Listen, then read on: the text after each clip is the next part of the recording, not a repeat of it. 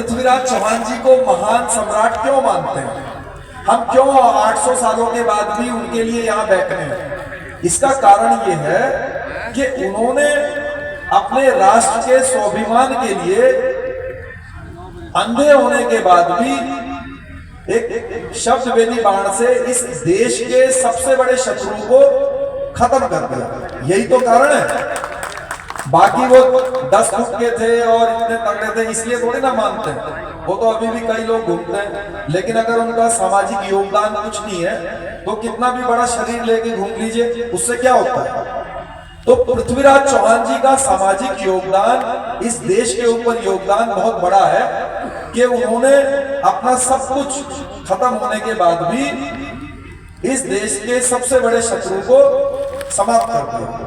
तो इसलिए मेरा ये मानना है और निवेदन है कि हम इसमें तारीखों का भी विशेष ध्यान रखें। और वैसे तो बहुत सारी बातें हैं जो कि हमें पता होनी चाहिए, लेकिन समय की पाबंदी है तो मैं खुद ही बहुत लंबा इसको नहीं खींचूंगा।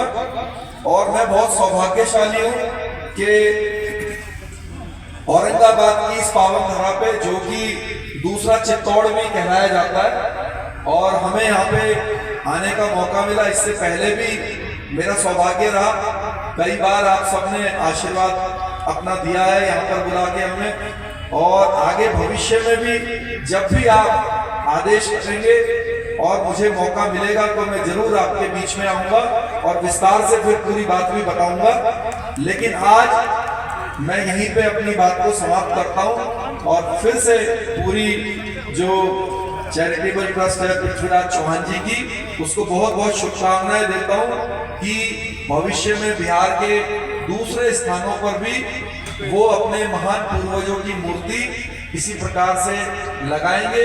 और मैं तो सब यहाँ पर बड़े गणमान्य लोग स्टेज पर बैठे हुए हैं, इनसे हमेशा ये रिक्वेस्ट भी करूंगा, प्रार्थना भी करूंगा कि कोशिश किया कीजिए कि जब आपके पास ईश्वर ने ताकत दी और उसमें समाज का भी बहुत बड़ा योगदान है, तो जिस तरीके से हमारे बाबा साहब अम्बेडकर जी की मूर्ति और भी अनेक महापुरुषों की मूर्ति सरकार के द्वारा लगाई जाती है, तो सरकार के द्वारा इन पूर्वजों की मूर्तियां भी लगे।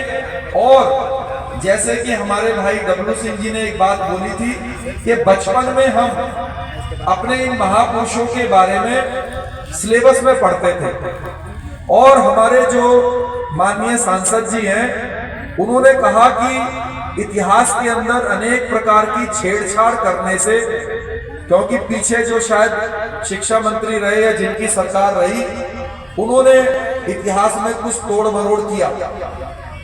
लेकिन आज जब हमारी, मान लीजिए हम सत्ता को ऐसा मानते हैं कि ये हमारी बात को सुन लेते हैं, तो मैं ये चाहूंगा कि जो हमारे महापुरुष हैं, चाहे वो सम्राट पृथ्वीराज चौहान हो, महाराणा प्रताप जी हो, किताबों के अंदर से जो बच्चों को पढ़ाई जाती है 6-7 में हमने भी पढ़ी थी, उसको गायब कर दिया गया।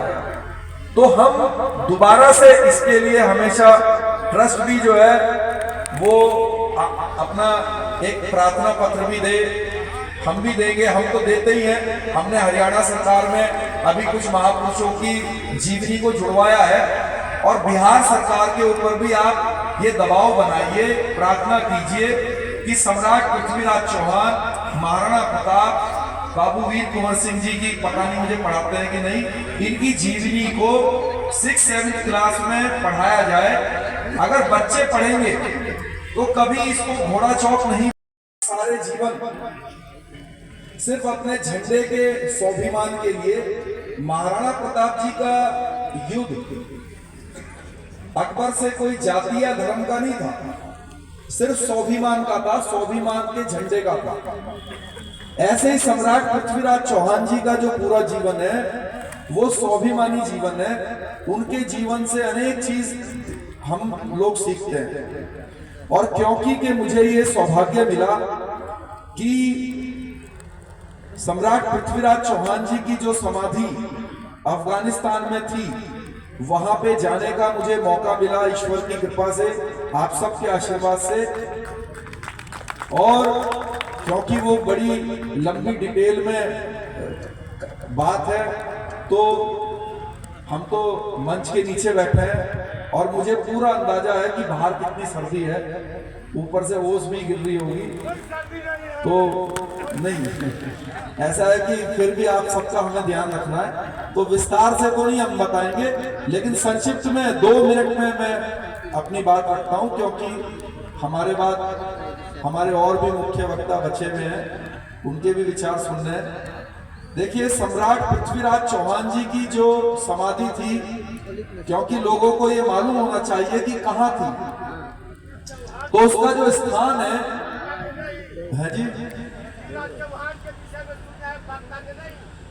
जी जी जी जी जी जी, तो सम्राट पृथ्वीराज चौहान जी की जो समाधि थी वो अफगानिस्तान में एक स्थान है गजनी। तो गजनी के पास जो है करीब 30 किलोमीटर दूरी पर एक गांव या क्षेत्र बोल लीजिए, उसका नाम है देयक। इसकी सबसे पहली जानकारी जो मेरी नॉलेज में है, वो जो हमारे पूर्व प्रधानमंत्री थे स्वर्गीय अटल बिहारी वाजपेयी जी, उन्होंने ये जानकारी दी थी सबसे पहले पार्लियामेंट के अंदर, जब वो विदेश मंत्री थे पहले जनता सरकार में, तब उन्होंने बताया था कि मैंने वहां जाने की इच्छा प्रकट करी थी अफगानिस्तान सरकार से, लेकिन उन्होंने मुझे जाने नहीं दिया। तो कई लोगों को ये पता होता है कि भाई कंधार में उनकी समाधि थी, जो कि गलत जानकारी है। उनकी समाधि गजनी के पास एक स्थान है देयक, वहां पर थी।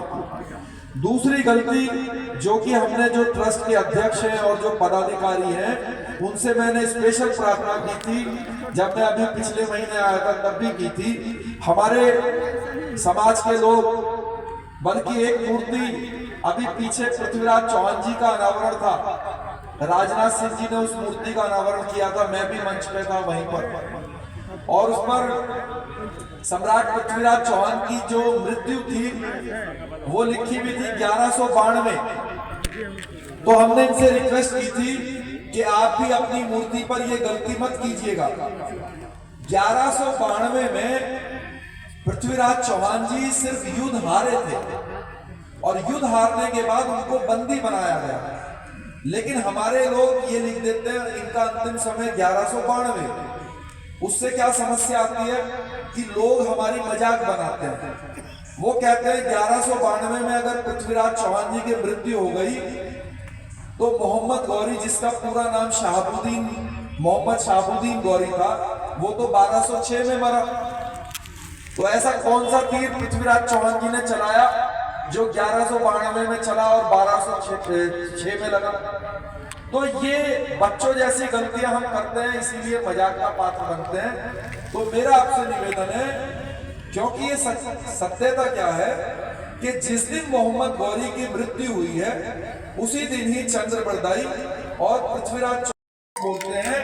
तो इसमें गलती जो है वो इस बात की है कि उनको इस बात की शिक्षा नहीं दी गई। तो मेरा निवेदन है, सरकार से भी निवेदन है, इस मंच के द्वारा निवेदन है बिहार सरकार से कि वो महापुरुषों की जीवनी में सम्राट पृथ्वीराज चौहान जी और महाराणा प्रताप जी और बाबू वीर कुंवर सिंह जी की जीवनी को भी जोड़े। बहुत बहुत धन्यवाद। हम हैं राष्ट्रवादी।